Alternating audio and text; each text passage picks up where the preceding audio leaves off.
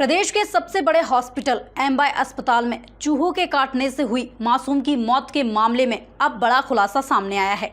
अस्पताल प्रबंधन मृत बच्ची को लावारिस मानकर अंतिम संस्कार करने की तैयारी में था, लेकिन जैस कार्यकर्ता बच्ची के माता पिता को लेकर हॉस्पिटल पहुंचे और इस खेल का भंडाफोड़ कर दिया। दरअसल धार जिले के सरदारपुर निवासी देवराम और उनकी पत्नी मंजू ने एमवाय अस्पताल पर गंभीर आरोप लगाए हैं। पिता ने कहा कि उनकी बच्ची बिल्कुल स्वस्थ थी, उसका मल छिद्र नहीं बना था, इसी कारण उसे भर्ती कराया गया था। डॉक्टरों ने कहा था कि इलाज के दौरान अगर ज़रूरत होगी तो उन्हें फ़ोन कर बुला लेंगे, लेकिन ना तो फ़ोन आया और ना ही बच्ची की मौत की सूचना दी गई। पिता का आरोप है कि अगर वे समय पर एमवाय अस्पताल नहीं पहुंचते तो उनकी बच्ची का शव लावारिस समझकर अस्पताल वाले खुद अंतिम संस्कार कर देते।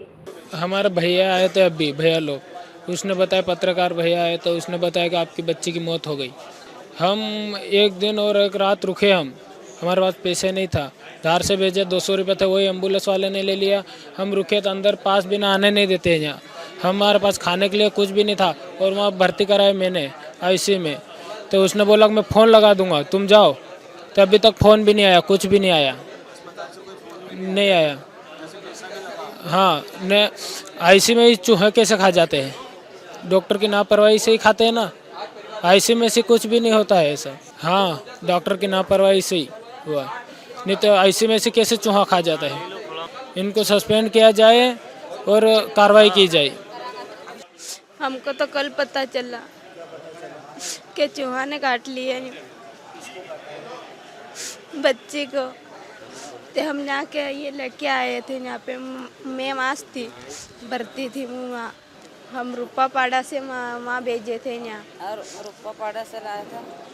ये जिस प्रकार से एक पीड़ित परिवार एमवाय अस्पताल में, गरीब आदिवासी परिवार, डॉक्टर को भगवान समझता है, लेकिन यहाँ पर जो एक हैवानियत देखने को मिली कि पीड़ित बच्ची को भर्ती करके उसके माता पिता को मिलने नहीं दिया गया, और उसके बावजूद उसके मीडिया के माध्यम से उस पीड़ित परिवार को यह पता चलता है कि उस बच्ची के हाथ के पंजे कतर दिए गए और उसकी मौत हो गई।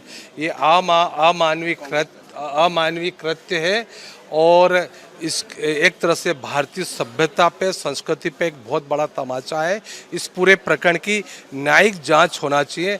जो भी दोषी अधिकारी कर्मचारी है उसके ऊपर प्रकरण दर्ज होना चाहिए और पीड़ित परिवार को न्याय मिलना चाहिए और पीड़ित परिवार को आर्थिक सहायता भी की मध्य प्रदेश सरकार को देना चाहिए।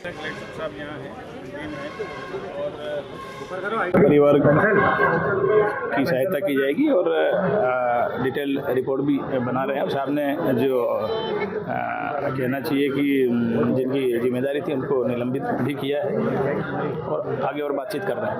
साफ तौर पर यहाँ पर जो है 1 करोड़ की मुआवजे की मांग जो है, अभी एडीएम साहब वगैरह हैं, डीएम साहब वगैरह हैं, वो बात करेंगे।